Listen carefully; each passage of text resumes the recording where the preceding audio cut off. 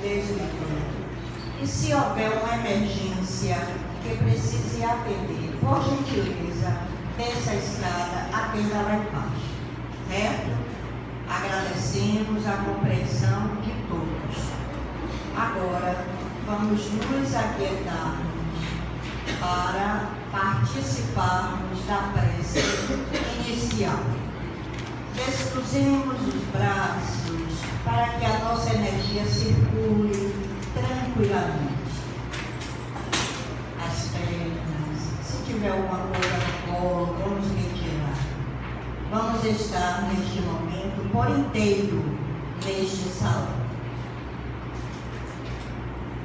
Senhor Deus, Pai Criador de todas as coisas, amorável Mestre, amado Jesus, Espíritos bondosos que nos assessoram nesta atividade de domingo, todas as manhãs. Aqui nos encontramos para pedir ao Pai a misericórdia. Rogamos, Senhor, as tuas bênçãos para todos nós, para esta casa, para todos os seus trabalhadores, encarnados e desencarnados, para a nossa diretoria, em especial para o nosso querido irmão Flávio Santos, que será o responsável para transmitir para todos nós a mensagem que precisamos escutar. Senhor, abençoa-nos. Permite, Mestre Jesus, que estejamos todos aqui por inteiro e que a tua luz, que a tua doce e suave paz nos envolva hoje, agora e para todo sempre. Que assim seja. Aguardemos os companheiros que vão adentrar o salão neste momento. Quero também dar bom dia aos nossos irmãos internautas e todos também aí onde estejam em seus lares possam receber essas vibrações.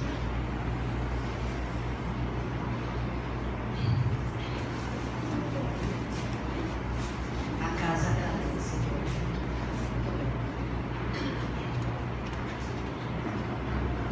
Bom dia a todos. Alguém pela primeira vez? Não, né? Então sejam todos bem-vindos novamente.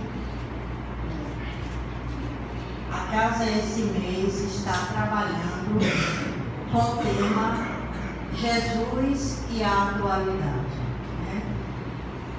E as obras Jesus e a atualidade de Joana de Ângeles, pela psicografia de Divaldo Franco, A Flores no Caminho, de Amélia Rodrigues, por Divaldo Franco, e também todas as obras da codificação. E o subtema que o nosso querido amigo e irmão Flávio Santos irá falar é Jesus e honra. Então vamos honrar a palavra do companheiro.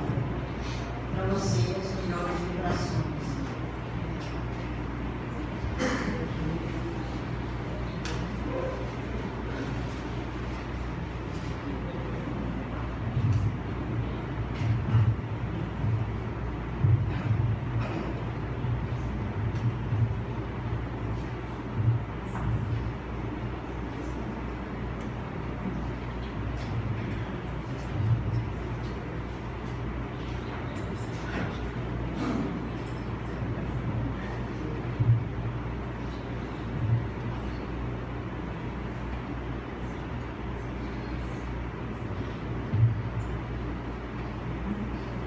Queridas amigas e queridos amigos que nos acompanham pela internet, caros amigos e amigas aqui presentes, Deus seja conosco e nos envolva na sua paz, na sua proteção. Allan Kardec, o extraordinário codificador do Espiritismo, no item 625 de O Livro dos Espíritos, interrogou as presenças espirituais angélicas que o assessoravam nas comunicações e nas orientações que sintetizaram a doutrina espírita que estava sendo disseminada do mundo espiritual para a Terra, nas seguintes palavras: qual é o tipo mais perfeito que a humanidade recebeu de Deus para ser-lhe seu guia e modelo? E as entidades angélicas respondem de uma maneira sucinta: Jesus.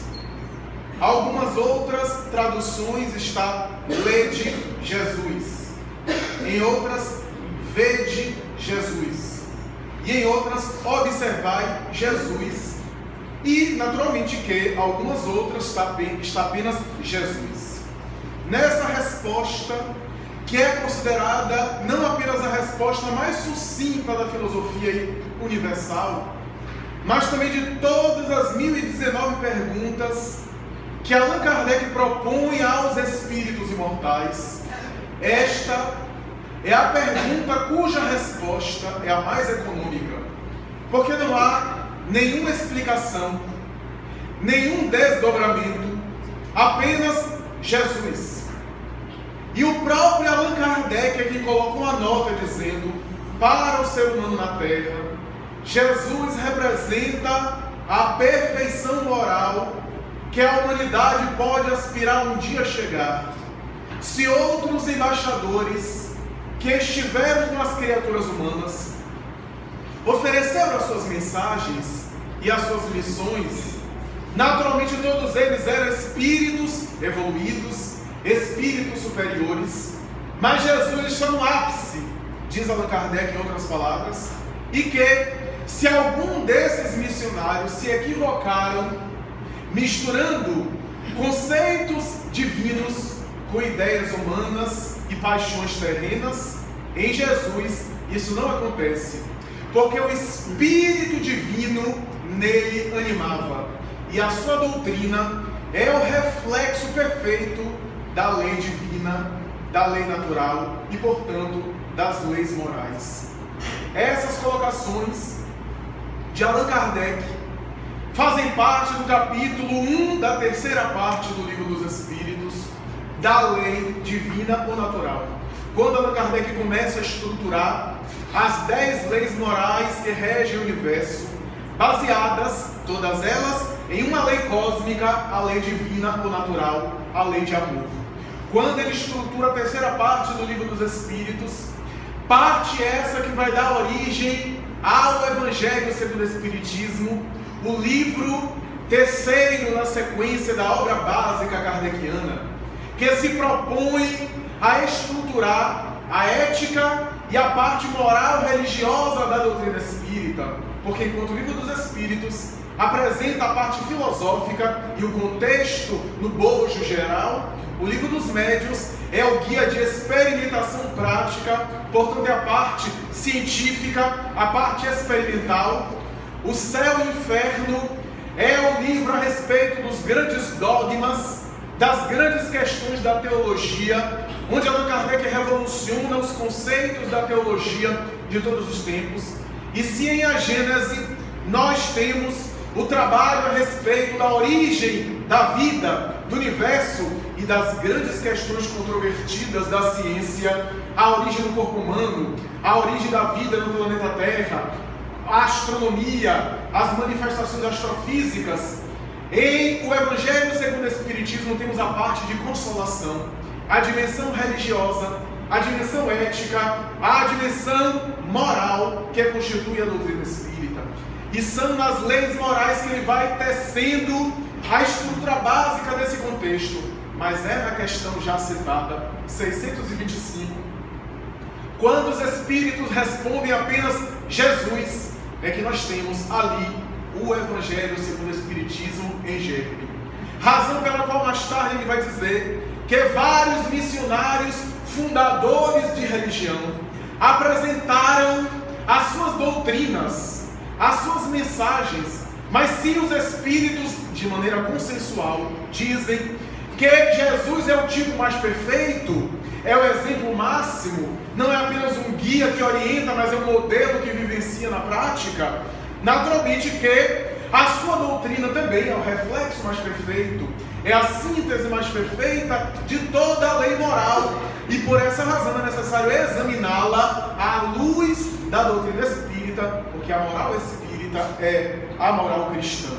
Sobre Jesus, no entanto, quando nós especulamos, quando nós comentamos, quando nós consideramos acerca dessa personagem, uma série de dúvidas pairam em nossa cabeça, uma série de questionamentos e de interrogações, porque a tradição, como dizia mais tarde Albert Schweitzer, Prêmio Nobel da Paz de 1952, que lançou uma obra chamada Em Busca de Jesus Histórico. Esse grande intelectual que se fascinou por Jesus em pleno século XX, médico de prestígio na Europa, tocador de órgão, considerado na sua época um dos maiores intérpretes de Bach na música erudita, tocava diante dos salões clássicos, embevecendo as pessoas, sensibilizando a cultura internacional. Ele era inclusive concertador de órgãos, estruturou o próprio órgão no qual ele tocava. Esse homem, admirado pelo mundo inteiro, vai se sensibilizar com Jesus. Nascido em Lambaréné, vai naturalmente se emocionar, nascido na Alsácia-Lorena, vai mais tarde se emocionar com Lambaréné, quando vê a questão daquelas vítimas de hanseníase, de doenças tropicais, vai se especializar em medicina tropical e mais tarde ele viaja para Lambaréné, na África Equatorial Francesa, e permanece ali dedicando-se à solidariedade humana, erguendo um santuário à generosidade, renunciando aos salões e ao prestígio que ele tinha para se tornar esse exemplo máximo. Mas antes disso, nas duas grandes guerras mundiais do século XX, ele foi vítima de ambas. Porque na Primeira Guerra Mundial, a Alsácia-Lorena era da Alemanha, era uma possessão, era uma região da Alemanha. E ele foi preso pelo exército francês, foi enclausurado e teve a sua vida colocada em risco. Mais tarde, na Segunda Guerra Mundial, a Alsácia-Lorena já era uma cidade francesa, em função da Alemanha ter perdido a guerra da primeira e ter diminuído seus estados. E agora, como região da França, as tropas nazistas, quando invadiram a Alsácia-Lorena, enclausuraram-no, porque ele era considerado agora cidadão francês. E ele foi para o campo de concentração nazista. Sobreviveu às duas guerras mundiais. A imundícia, a promiscuidade, as situações calamitosas das doenças infecto-contagiosas, e vai se tornar esse exemplo de homem que mais tarde vai ser cognominado como o São Francisco de Assis do século XX. Tal era o respeito que ele tinha, inclusive pelo ecossistema, pela natureza, por todas as formas de vida. Esse homem extraordinário vai dizer que tudo isso somente em função da figura extraordinária de Jesus, que sempre exerceu sobre ele um fascínio que ele próprio não sabia compreender. Escreveu uma obra como um grande intelectual chamada Em Busca de Jesus Histórico, quando ele diz que há o Jesus histórico, a personagem que realmente viveu, e é essa que devemos buscar, e o Jesus teológico, aquele Jesus apresentado pelas religiões, aquele Jesus apresentado pela intolerância dogmática, pelo poder totalitário da fé, que se aprisionou, que se apropriou da palavra de Jesus como sendo dona da sua mensagem.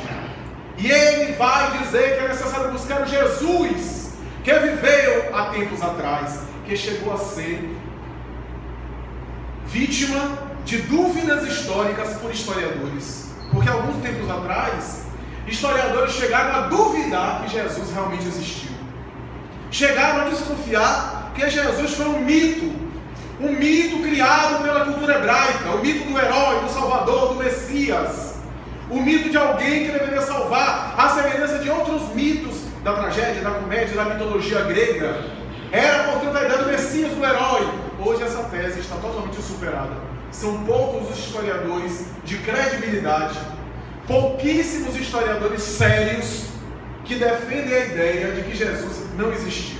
Hoje não há dúvidas praticamente que ele, do ponto de vista científico, histórico, foi uma pessoa que realmente existiu historicamente. Mas já houve inclusive esses questionamentos. Por quê? Porque Jesus é um ser tão fascinante que, embora seja hoje a personagem mais comentada, mais discutida, mais biografada, segundo os especialistas da bibliotecnomia, a respeito de Jesus deve haver mais ou menos 600 mil obras. O segundo lugar, Napoleão Bonaparte, deve possuir cerca de 250 mil, menos da metade. Tal é o fascínio que Jesus exerce. É claro que nem todas essas obras são a favor da sua proposta. Algumas são excêntricas, outras são de opiniões pessoais, outras sem nenhuma fundamentação histórica, mas Jesus é assim, ninguém passa indiferente a ele. Desde a ópera rock Hippie, Jesus Superstar, até Jesus o comunista, até Jesus o administrador de empresa, e assim por diante. Porque há vários enfoques de Jesus, nem todos eles compatíveis com a sua realidade, com a sua identidade, com a sua realidade.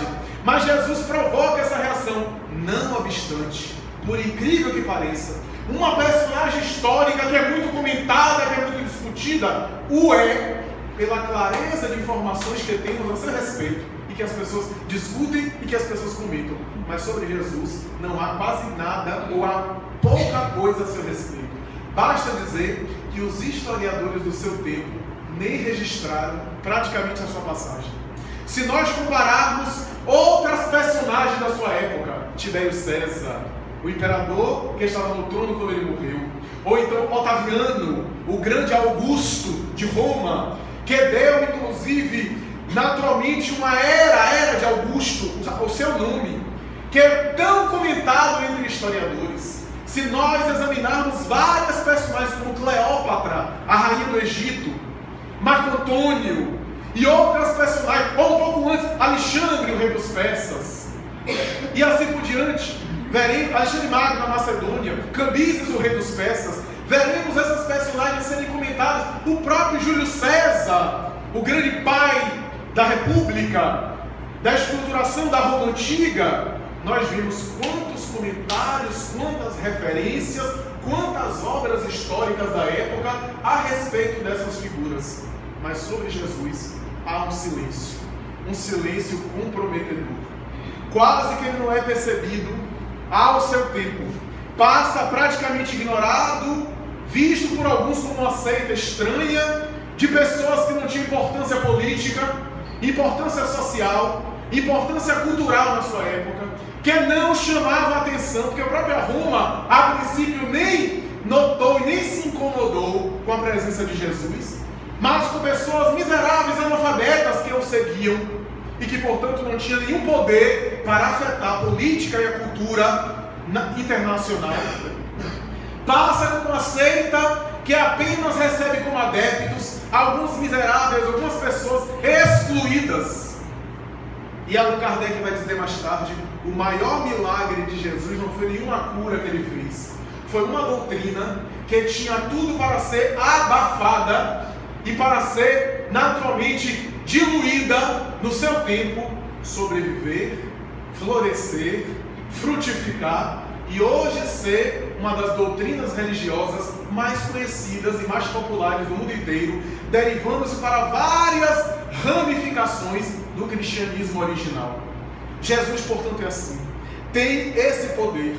O silêncio histórico sobre ele é comprometedor, porquanto há algumas referências, pouquíssimas referências do seu tempo. Por exemplo, a maior referência, uma das mais clássicas referências históricas sobre Jesus, é escrita por Flávio Joséfo, o historiador do povo hebreu, que narra, escrevendo uma frase e citando Jesus em uma das suas obras. Quando Flávio Joséfo, por ocasião do ano 62, quando Tiago, o apóstolo Tiago, chamado Tiago Maior, o filho de Zebedeu, irmão de João Evangelista, é decapitado e lapidado, e José vai colocar assim: Tiago, que foi lapidado, e coloca Tiago, discípulo de um homem chamado Jesus Cristo. nada mais. É uma frase muito econômica, muito rápida. Mais tarde, em uma obra chamada Antiguidades Judaicas, Flávio Joséfo vai falar sobre Jesus, dizendo que era alguém especial e que chamava a atenção. Mas esse trecho é considerado uma adulteração. Porque a psicologia de Flávio Joséfo era muito econômica nos elogios. Ele não era de fazer elogios, principalmente a uma personagem que não era da cultura hebraica, ele próprio sendo judeu. Então, ou melhor, ele próprio sendo historiador do povo judeu, do povo hebreu. Então, ele era muito econômico nas palavras e parece que não é uma escrita do próprio Flávio Joséfo, segundo os especialistas. Alguns dizem que deve ter sido alguns cristãos que adulteraram essa parte para fazer propaganda da mensagem cristã primitiva. Mas a verdade é que há esse momento em que ele fala de Tiago, que é considerado uma colocação dele, Tiago, discípulo de um homem chamado Jesus Cristo. Mais tarde, Tácito, o historiador romano, no século II, vai dizer nos seus anais históricos que no ano de 64, quando Nero tocou fogo em Roma, incendiando toda a cidade na sua loucura, Nero procurou colocar culpa nos cristãos. E Tácito vai dizer que os cristãos são homens e mulheres que se reuniam para orar e para seguir os ensinamentos de um homem chamado Jesus, que o procurador romano Pôncio Pilatos entregou à justiça e autorizou a sua execução. E nada mais. É, portanto, uma outra parte, um outro trecho, muito rápido. Plínio, o jovem, um pouco mais tarde, o moço, em uma carta a Trajano, o imperador de Roma, vai dizer que os cristãos se reúnem ao pôr do sol para orar, às escondidas, alguns nas catacumbas dos cemitérios, por causa da perseguição, e ali oram, fazem reverência a Deus, não participam do culto de Roma, dos deuses romanos, do politeísmo romano, do panteão politeísta romano, mas oram em homenagem a Jesus e nada mais.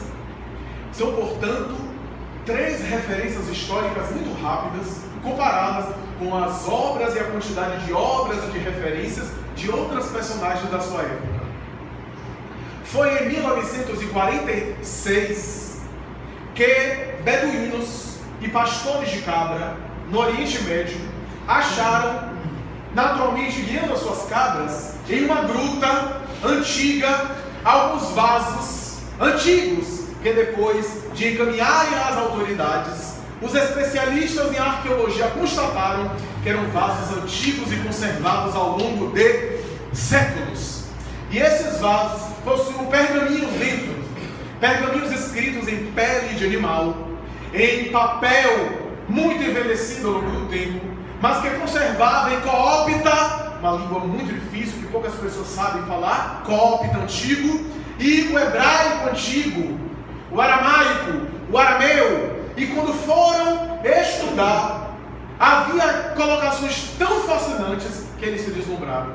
O estudo era tão difícil, porque os fragmentos estavam esparsos, alguns dos quais estavam cortados, houve interesse financeiro, e depois de muito coletar, demorou mais de 30 anos para tentar ter uma ideia daqueles manuscritos, os chamados manuscritos de Qumran, ou então conhecidos hoje como os manuscritos do Mar Morto. Depois de eles muito investigarem, por exemplo, eles conseguiram encontrar ali, em hebraico antigo, um texto que é praticamente idêntico ao livro de Isaías, o profeta Isaías, que está no Antigo Testamento. O que equivale a dizer que o livro de Isaías, conforme foi escrito, deve ter sobrevivido e não deve ter sido muito adulterado, muito transformado, porque aquele texto era um texto que foi escrito à mão naquela época. O que equivale a dizer que a força da tradição conservou, pelo menos em parte, aquele texto. E baseado nisso, eles foram pesquisar, e pesquisando, perceberam que se tratava de escritos, na maioria pertencentes aos essênios. Os essênios, uma seita da época, que era vegetariana, celibatária, que acreditava na reencarnação, que pregava a paz, uma seita especial do ponto de vista religioso e espiritual, e que falava, e em determinado momento há referências a Yahshua ben José, Jesus, filho de José. Alguém especial que chamava a atenção, o que fez com que algumas pessoas apressadas e sem fundamento histórico escrevessem obras, algumas delas sem nenhum compromisso com a verdade, defendendo a ideia de que Jesus era essênio, o que carece de prova histórica. Não há nenhum elemento que faça-nos concluir que Jesus foi essênio, que ficou dos 12 aos 30 anos estudando com os essênios, aprendendo com os essênios, porque aos 12 anos de idade, segundo o evangelista Mateus, ele inclusive diz que embaraça, diz o evangelista, que ele embaraçou os doutores da lei, os fariseus, do Sinédrio de Jerusalém, que era o sinédrio mais importante, era a sinagoga, quando sua mãe e seu pai foram fazer um censo, e a sua mãe ficou inclusive surpresa com aquela ocasião. Então Jesus transcende, e há uma passagem muito rápida no capítulo 13 de Mateus, quando Jesus começa a levar sua mensagem e algumas pessoas perguntam: não é esse filho de José, filho de Maria, cujos irmãos são fulano, beltrano e cicrano? Não é esse que era o menino que a gente conhecia? É que vai dizer que era o menino que cresceu ali. E em outra passagem de outro evangelho vai dizer: e o menino crescia em corpo e em sabedoria. É que vai dizer que era uma pessoa que era conhecida ali da região, e não foi para a comunidade dos essênios. Emmanuel, através do extraordinário médium Chico Xavier, vai escrever na sua obra imortal A Caminho da Luz, que Jesus não precisou aprender com os essênios, porque a sua sabedoria não vinha de uma aprendizagem neuronial, pedagógica da Terra. A sua sabedoria era transpessoal, vinha de uma região invisível, de uma dimensão que transcende a vida física. Mas é provável, diz Emmanuel, que ele foi até os essênios para que os essênios soubessem que ele já estava na Terra, porque os essênios também esperavam a chegada dele. Então, essas colocações nos deslumbram, porque os manuscritos do Mar Morto hoje constituem a prova histórica mais importante de que Jesus realmente existiu. O que é fascinante notar é que alguns elementos ali nos manuscritos do Mar Morto estão naturalmente alterando datas e confirmando informações que já se encontram nas obras espíritas desde a década de 40, antes mesmo dos próprios manuscritos serem achados e muito antes ainda de serem traduzidos para serem compreendidos, porque demoraram 30 anos. Emmanuel, na sua obra histórica, há 2000 anos, 50 anos depois, e assim por diante, os livros históricos, ou então Humberto de Campos Espírito, através de Chico Xavier, ou mais tarde Amélia Rodrigues, através de Divaldo Franco, já haviam registrado e já haviam colocado nas suas obras questões que pareciam agredir a opinião geral da maioria dos estudiosos, e que os manuscritos do Mar Morto hoje têm alterado e chegado à mesma conclusão que as obras mediúnicas já falavam há mais de 60 anos atrás. Então, são questões extraordinárias que nos deslumbram, mas o que nós gostaríamos aqui de enfatizar é que Jesus é tão fascinante que deslumbra pessoas. Ernesto Renan, imortal da Academia Francesa de Letras, vai, a pedido de uma prima sua que fica doente e que ele era cético, ele era professor de hebraico da Sorbonne, tinha cadeira de hebraico, e depois de muito pedir a sua prima, que se tornava cristã, ele vai ler o Evangelho, e a sua prima em uma carta vai dizer: você não conhece Jesus da religião dos padres, dos teólogos que falam que você conheceu na intolerância religiosa da sua época, mas você não conheceu o Jesus do Evangelho mesmo. Leia na fonte. E depois de ler os 4 evangelhos, Renan vai declarar que o Evangelho de Lucas é o mais belo livro que alguém já escreveu em toda a história da humanidade. Vai fazer um poema e uma exaltação ao Evangelho de Lucas. Vai se referir ao Evangelho de Lucas como sendo divisor de águas, e vai dizer: Jesus é uma personagem tão especial que ele próprio não ficou dentro da história. Ele dividiu a história em antes e depois do seu nascimento. Porque todas as personagens passam e ficam registradas na história. Mas Jesus mudou o curso da história. Os 4 evangelhos, no entanto, para a nossa visão e a nossa opinião, é a maior prova histórica, o maior documento. porque são 4 biógrafos escrevendo a respeito de um homem, de uma pessoa e da sua mensagem, mas cada um tem o seu enfoque, a sua emoção, a sua perspectiva. Mateus, o evangelista, que escreve para o hebreu, portanto, que esperava o Messias. Daí todo o evangelho de Mateus é uma tentativa de argumentar, citando inclusive versículos da lei do Antigo Testamento, para demonstrar que Jesus era o Messias. Daí acaba o Antigo Testamento e começa o evangelho de Mateus, como se fosse a ponte, a conexão do Antigo com o Novo Testamento. Mateus apresenta Jesus como sendo um novo Moisés. Então nós vemos ali ele subindo no monte, como Moisés subiu no Monte Sinai para receber os 10 mandamentos. Era, portanto, uma referência. Ele faz várias comparações e várias conexões com o próprio Moisés e os profetas antigos. João Marcos, que era filho de uma mulher que antes da primeira igreja cristã primitiva, segundo Emmanuel e Paulo Estevão, abriu as portas da sua casa para fazer os primeiros cultos domésticos cristãos primitivos. Maria de Jerusalém, essa mulher extraordinária que tinha um filho, ela era viúva, tinha muitas posses, e mais tarde pediu a Simão Pedro que encaminhasse aquele filho para ele, para que ele pudesse levar o filho a Jesus, encaminhar o filho a Jesus antes dela morrer. E João Marcos vai ser uma espécie de filho espiritual de Pedro, sob quem ele tinha tutela e orientação. Narra ainda Emmanuel e Paulo Estevão a maior obra mediúnica a respeito do cristianismo primitivo, até hoje já escrita. Vai dizer Emmanuel que mais tarde João Marcos vai viajar com o seu tio carnal Barnabé e o apóstolo Paulo, que havia se convertido recentemente, e com ele viaja, mas o adolescente de 16 anos não aguenta as disciplinas de Paulo, não suporta viajar, perder noite, para lá e para acolá, correr risco de vida, pegar animal, viajar dentro de barco, passar por situações hostis, quase sem poder descansar, para levar o evangelho, para pregar o evangelho. E mais tarde pede ao tio e ao próprio Paulo para voltar a Jerusalém para ficar com Pedro.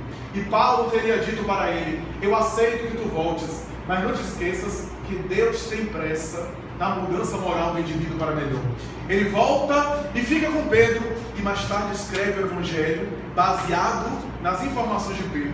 O evangelho de Marcos é o evangelho de Simão Pedro, porque Pedro, pescador, era quase analfabeto, e pede a Marcos para escrever um evangelho falando sucintamente de algumas coisas que interessavam a Roma, porque Pedro estava interessado em levar o evangelho para Roma.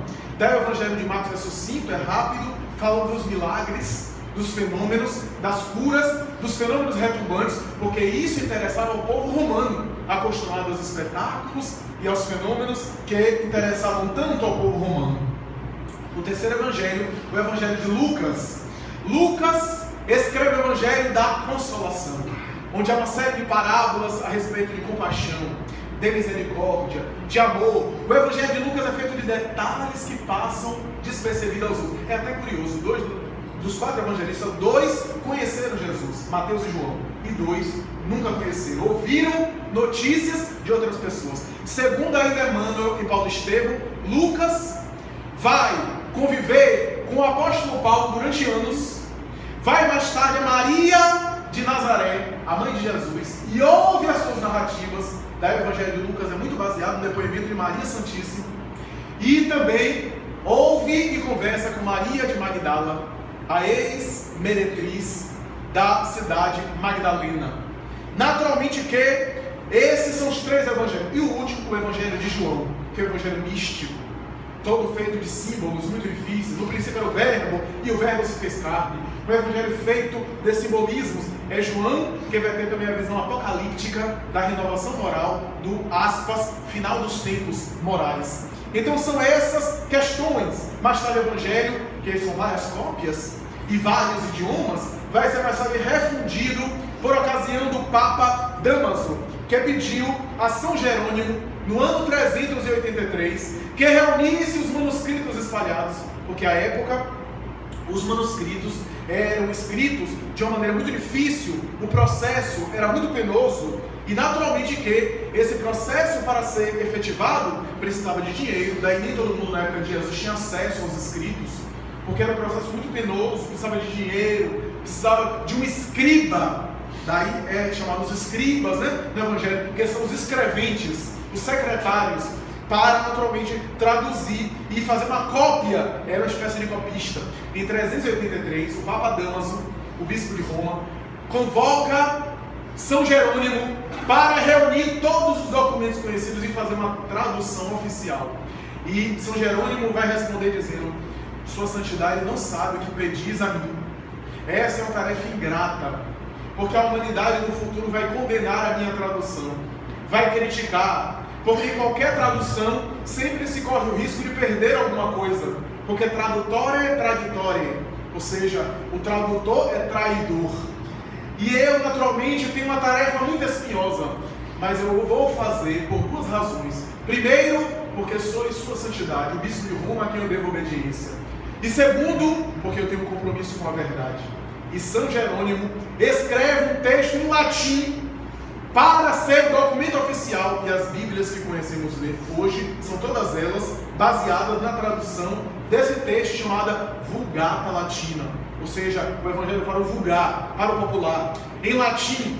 Naturalmente que houve perdas, é claro, houve alterações, principalmente porque não havia o conhecimento profundo do hebraico, do grego. A maioria dos textos mais antigos parecem ter sido escritos em grego. Não havia esse conhecimento, e é curioso notar que Allan Kardec também não conhecia hebraico profundamente. E poderia ter deslizado e errado em algumas partes, mas não errou, porque foi assessorado pelos Espíritos, que muitas vezes corrigiam algumas questões, como se encontra no Evangelho segundo o Espiritismo, sem conhecer o idioma, e o que hoje os estudiosos conhecem para chegar às mesmas conclusões. Então a Vulgata Latina, que trouxe essa tradição, o próprio Santo Agostinho criticou mais tarde a tradução de São Jerônimo, mas não deixou de ter um documento para que nós pudéssemos hoje penetrar na essência, em detrimento das partes que possam ser adulteradas, nas partes controvertidas, que Allan Kardec vai dizer: existem partes controvertidas, partes confusas, partes que parecem ter sido servido de dogma para as instituições religiosas, mas o que a nós nos interessa é o ensino moral. O ensinamento moral é o objetivo de o Evangelho segundo o Espiritismo.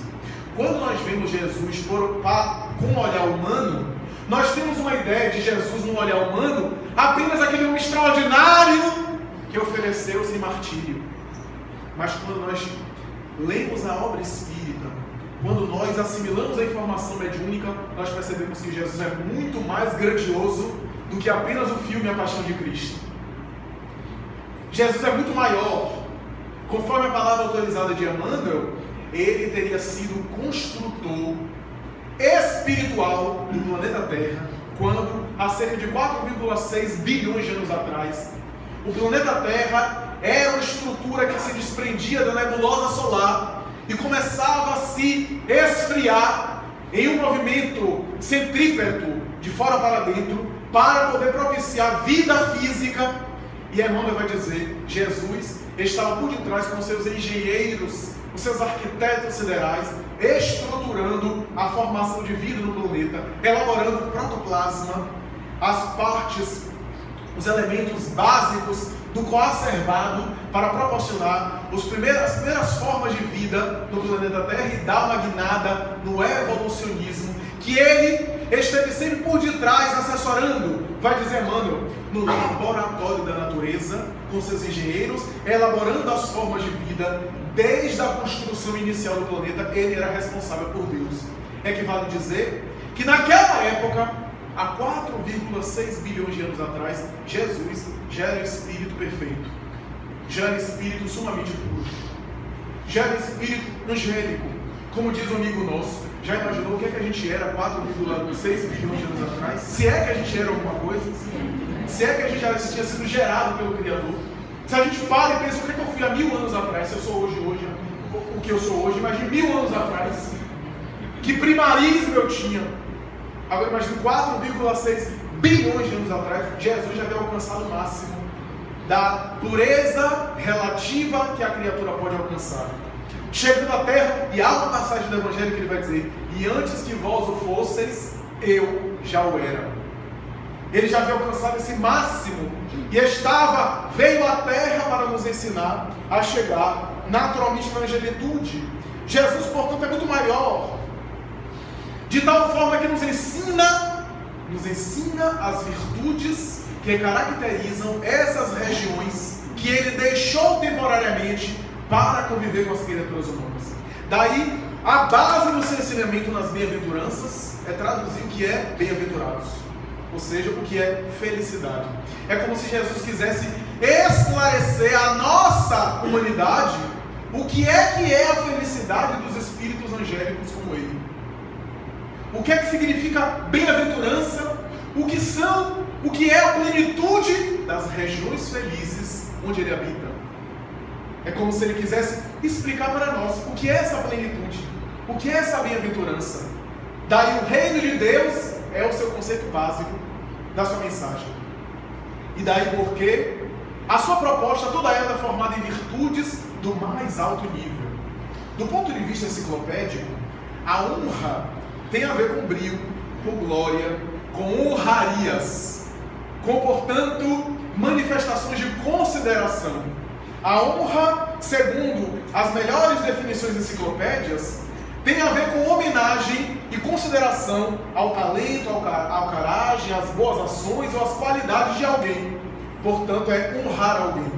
Ou, em algumas outras, a honra tem a ver com esse sentimento de dignidade que leva o indivíduo a procurar merecer um destaque ou manter uma consideração geral. Portanto, um brio.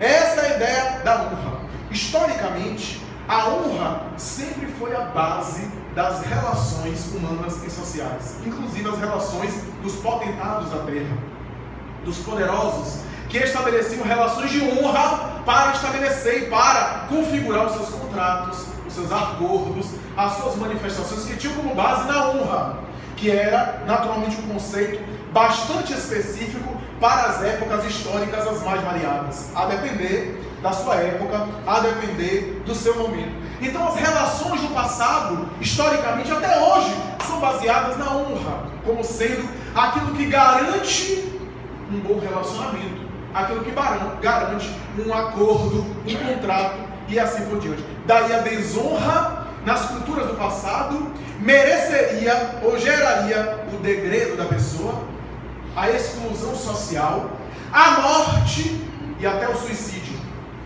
Porque em algumas culturas, a pessoa que foi desonrada ou desonrou a família opta pelo suicídio como o último ato de honra, ao invés de ficar na terra passando vergonha do vexame para a família, opta pelo suicídio como sendo símbolo da honra, a fim de alguma forma, não manchar a sua família e os seus. Veja como o conceito de honra no mundo é tão distorcido, é tão desagregado, quando na verdade muito mais honra seria aquele que errou, aquele que fez um ato vergonhoso, suportar as consequências na terra do que fugir covardemente. Mas é o conceito material, que inclusive na cultura japonesa até hoje ainda tem. A pessoa que não tem determinado sucesso, então opta pelo suicídio, porque há uma cultura, uma exigência muito grande, principalmente da ascensão econômica, da autonomia social, financeira, do desenvolvimento e do brilho do ponto de vista socioeconômico e financeiro.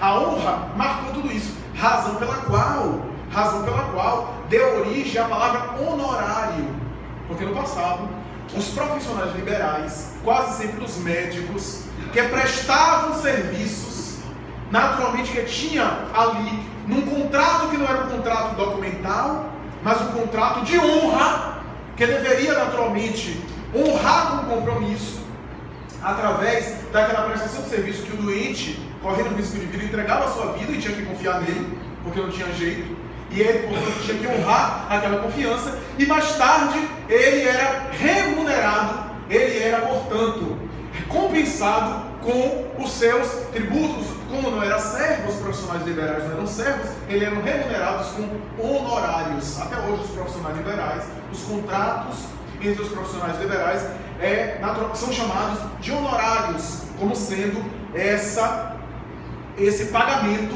pelos serviços prestados, que é uma palavra derivada de honra, um contrato, portanto, baseado na honra. Na Idade Média, a ofensa a depender da ofensa, era considerada desonra.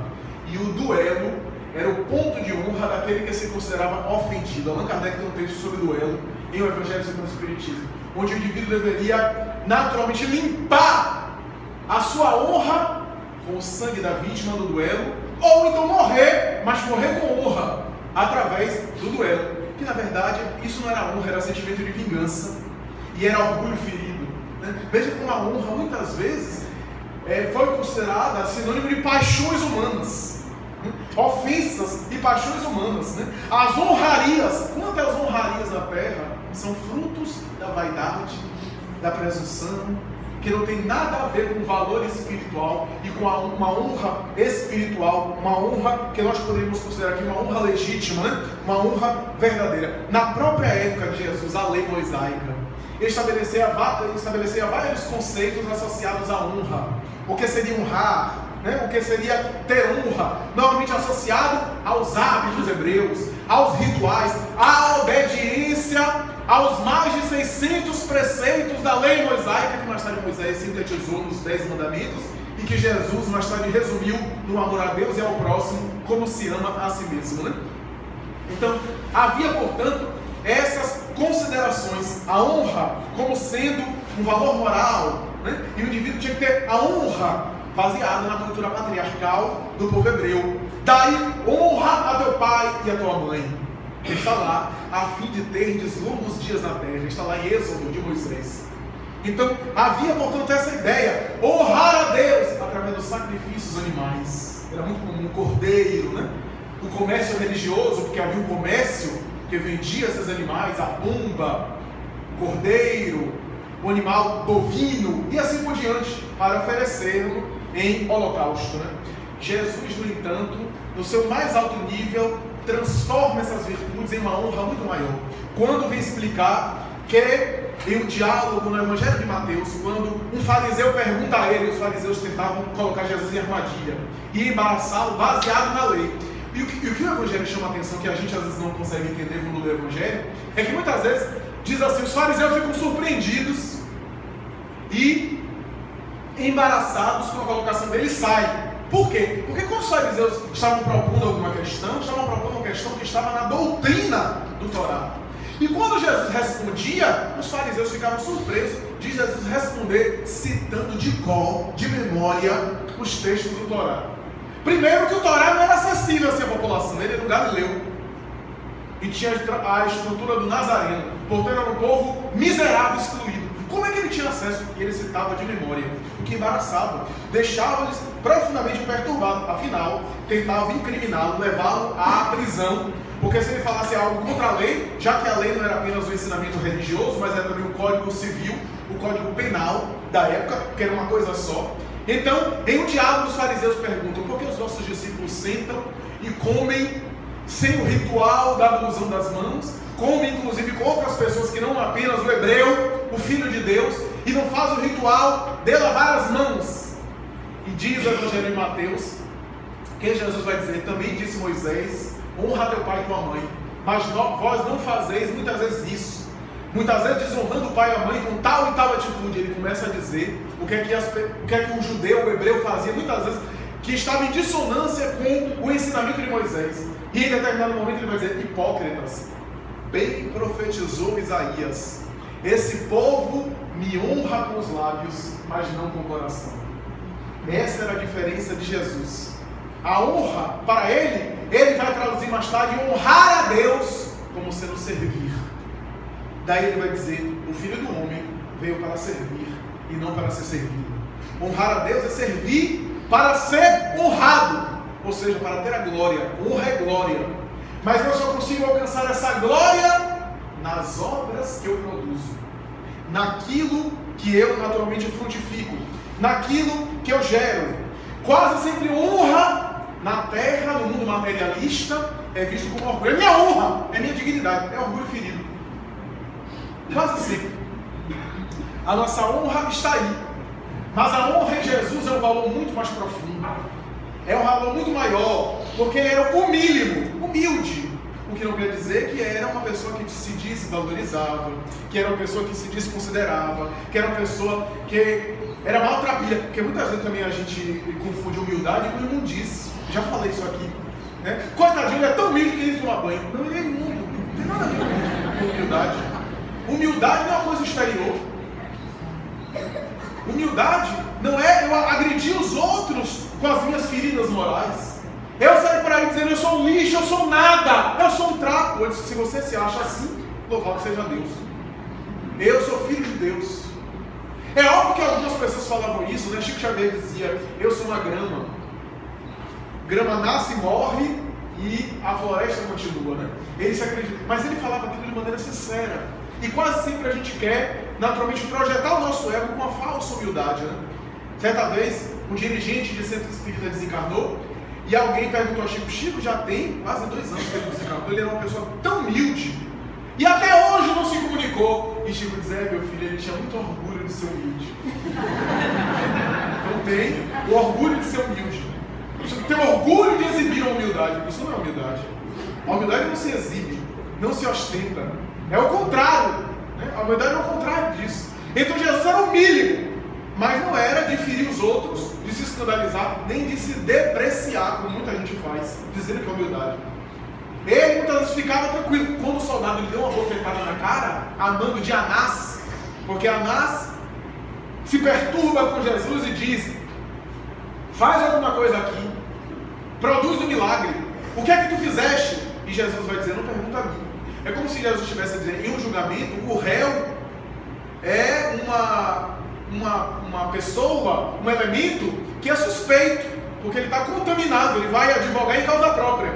Então, como se Jesus diz, não pergunta a mim, pergunta àqueles, porque eu fiz à luz do dia. Anás fica embaraçado com essa pergunta, porque ele queria ridicularizar Jesus na frente de todo mundo com o fenômeno, queria que Jesus produzisse um fenômeno para depois ele ridicularizar. Jesus sabia disso e não banalizava a sua proposta.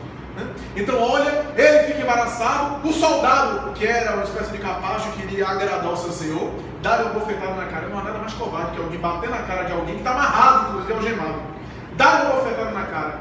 E diz o Evangelho que Jesus olha para o soldado e diz, soldado, por que me bateste? Se eu fiz aqui alguma coisa de errado, me mostra o meu erro. Mas se eu não fiz nada de errado, por que me bateste? Desmontou também o soldado. Que coragem, que valor moral, né? Ele sabia também agir com honra, embora ele conseguisse se manter com honra sem orgulho, na profunda humildade, né? Diz inclusive os estudiosos da doutrina de Jesus que ele vestia uma túnica inconsútil, ou seja, sem costura. Era uma túnica de uma linha só, feita por sua mãe, que ele deu de presente. Aliás, túnica que os reis, que os príncipes usavam. Mas é óbvio que não era a roupa que fazia Jesus o que ele era. Não era a roupagem dele. Era o que ele era interiormente. A razão pela qual ele estava acima dessas coisas. Acima dessas questões. Honrar a Deus, servir a Deus. Quantas vezes ele nos deu mostra disso? Zaqueu, a mim me compraste dormir hoje contigo na tua casa. Zaqueu era um cobrador de imposto, era um publicano, e o cobrador de imposto naquela época era odiado pelo povo hebreu. Era uma espécie de fiscal da Receita Federal, só que a Receita Federal era o Império Romano. E na época havia um ágio que os próprios cobradores de impostos cobravam, ou seja, uma propina. Hoje não existe isso, mas na época existia. Uma propina que o cobrador de imposto. E Roma era tão esperta que ao invés de cobrar imposto diretamente no país conquistado, ele elegia uma função pública, um cargo público. E o próprio hebreu é que ocupava esse lugar. O próprio judeu, irmão de raça, ficava odiado e ficava rico. Porque a função dava dinheiro, mas ficava odiado. Então, os judeus odiavam os tributos, que eram exorbitantes, e que naturalmente criticavam Roma por isso, e que o publicano era execrado. Então, era uma pessoa imunda. Era uma pessoa que não podia sentar na mesa para comer, porque o ritual era muito caro. Jesus olha para Zaqueu, que o admirava Jesus. A mim, me compras hoje, eu dormi na sua casa, né? Ele estava em cima da árvore, tragédia dos baixinhos, né? Teve que subir na árvore para ver. Alguns interpretam como sendo ele desceu da árvore do orgulho, que seja. Ele desceu, preparou a casa e recebeu Jesus. E na porta, as pessoas começaram a fazer maledicência. Já havia isso na época, né? Começaram a fazer fofoca, e disseram, esse que é o homem, o vosso mestre, vai entrar na casa do publicano. Jesus que estava acima desses preconceitos. Olha, sorri. E Zaqueu recebe na porta e diz: Senhor, eu paguei todos os meus funcionários aqui, os meus servos. E se alguém aqui eu devo alguma coisa, diga agora que eu pago em dobro. Todos se calaram. Jesus olha e sorri, era um homem honrado. E talvez aqueles maledicentes não fossem. Ele entrou e ficou na casa. O que é que eles conversaram? Ninguém sabe. A Amélia Rodrigues vai dizer: o que é que eles conversaram? Ninguém sabe. Ou que não conversaram, porque Jesus às vezes no silêncio dizia muita coisa. E diz os estudiosos que quando Jesus no final diz assim: Zaqueu, a salvação entrou hoje aqui na sua casa, ele estava fazendo um trocadilho com o nome dele, porque Yahshua significa salvação. Não tem consolação? Então, Yahshua significava salvação. Quando ele diz: Zaqueu, a salvação entrou hoje na sua casa, ele estava fazendo um trocadilho, uma brincadeira. E a salvação era o quê? A salvação divina ou era ele que era a salvação? Os dois. E sai naturalmente as pessoas da maledicência. Já vai minha maledicência. Ele quebrava os preconceitos, convivia com prostitutas. A gente não tem ideia do que é, na época, conviver com prostitutas e pecadores. Se em nossa sociedade, imagine o orador dessa palestra aqui sair e ser visto aqui na esquina conversando com um garoto de programa. Agora vai dizer: eu sabia que esse sujeito não era de Deus.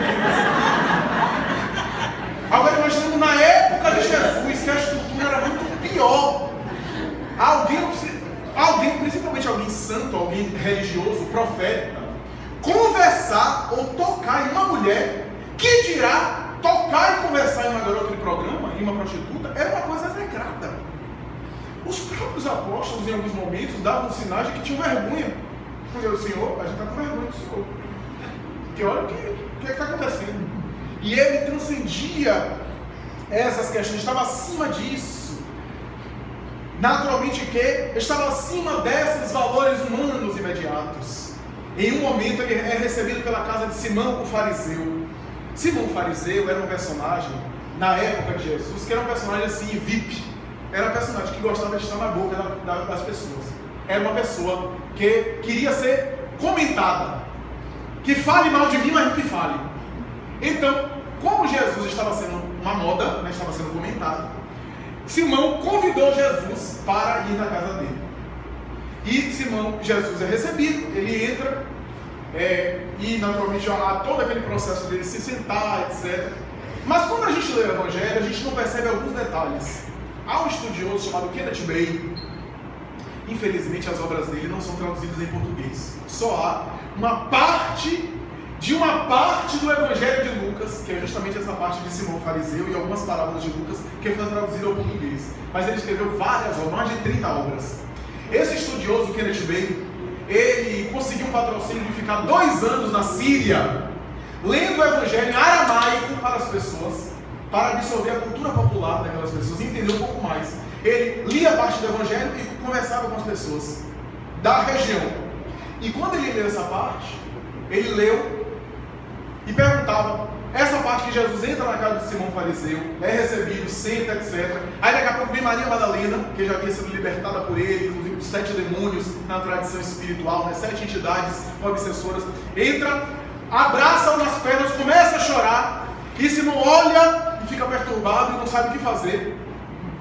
E começa a chorar aquela coisa e diz: não é um profeta. Se soubesse quem está nos seus pés chorando, não faria isso, não aceitaria, não é um profeta. E Jesus começa a partir daí a dizer coisas duríssimas para Simão, que a gente não consegue entender. Quando Kenneth Bey, que ia ficar 2 anos na Síria, ficou 30, viveu lá, estudando, começou a ler essa passagem, as pessoas disseram assim: você não está entendendo não?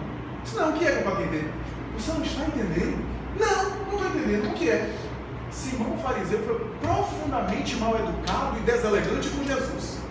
Em todo momento que Jesus foi recebido na casa dele, ele deixou claro e quis deixar claro para Jesus que Jesus não era bem-vindo, que Jesus só estava ali para chamar a atenção das pessoas, para ser naturalmente comentado, mas que ele não era bem-vindo, que Simão rejeitava Jesus. Mas por que você diz isso? Ele começou a estudar. Na época, havia todo um protocolo para a pessoa ser aceita na casa e para as pessoas serem bem-vindas. Como a gente faz hoje, né? A pessoa é recebida em nossa casa, o que é que acontece? Seja bem-vindo, entre, sente-se. Quer uma coisa? Quer um copo d'água? São posturas nossas. Na época de Jesus, as posturas eram diferentes. Mas agora imagina a gente receber uma pessoa e ficar na porta. E a pessoa fica esperando, entra, e a gente não diz nada. Ou a pessoa entra e a gente não fala nada. Então, era mais ou menos isso. Só que na época, a tradição era o seguinte: primeiro, beijar o rosto, e se for uma pessoa profeta, uma pessoa da religião, uma pessoa santa, beijar a mão. Não fez. Depois, oferecer um vaso de água para lavar as pernas, porque o deserto castigava muitos pés, e a poeira, a areia. Então, segundo. Depois, era aromas que era dada para aromatizar, para emoldurar o corpo. Era uma tradição. Sentava no triclínio e oferecia alimentação. Não fez nada disso. Jesus senta e ele não fala nada, o que era profundamente deselegante, todo mundo sabia, e mais ele que era fariseu. E ele senta e fica, e diz esse Kenneth Bey, e os espíritos já falavam isso há muito tempo através de Chico Xavier com Beto de Campos em Boa Nova, que quando a mulher chega, se aproxima e abraça-o nas pernas, ele começa a criticar Jesus por aquela atitude. Jesus olha para ele: Simão, havia dois homens, eu vou traduzir em linguagem atual, havia dois homens, um que devia R$5.000 e outro que devia R$5 à mesma pessoa. O Senhor, que percebia que os dois não podiam pagar, perdoou os dois. A quem ele mais amou? Olha, Senhor, ele amou aquele que ele mais perdoou, aquele que devia R$5.000, como devia mais, ele perdoou a dívida, então amava mais. Muito bem. Quando eu entrei na tua casa, tu não me destes água como manda o protocolo, tu não me beijaste no rosto como manda a tradição, tu não me destes perfume como a tradição recomenda. Mas essa mulher, desde que chegou aqui, me beija os pés cansados, derrama suas lágrimas nos pés e lava-os enxugando com a suave movimentação dos seus cabelos. E trouxe um alabastro, ela vinha trazendo um alabastro, que era um vaso com perfumes, que à época só mulheres prostitutas aqui possuíam, para embalsamar-me e para perfumar-me. Mulher, porque tu muito amas, muito te será perdoado. Vai, porque todos os seus pecados estão lhe perdoados. Esse era Jesus, que dava dignidade à pessoa, que dava honra à pessoa, que vai nos explicar que a honra é um valor interior. Quem não se recorda de uma rainha de França, em um Evangelho segundo o Espiritismo, que possivelmente foi Maria Antonieta, que do mundo espiritual volta e escreve a Allan Kardec uma mensagem dizendo: eu, quando estava na terra, eu tinha honras e honrarias, as pessoas se curvavam perante mim e me passavam para me reverenciar, e eu tinha um lacaio, um servo, que me reverenciava e ajudava-me nas minhas coisas. E ao chegar aqui no mundo espiritual, sou eu que me dobro diante dele, porque aqui ele é muito mais evoluído do que eu. A honra do ponto de vista espiritual. Muita paz.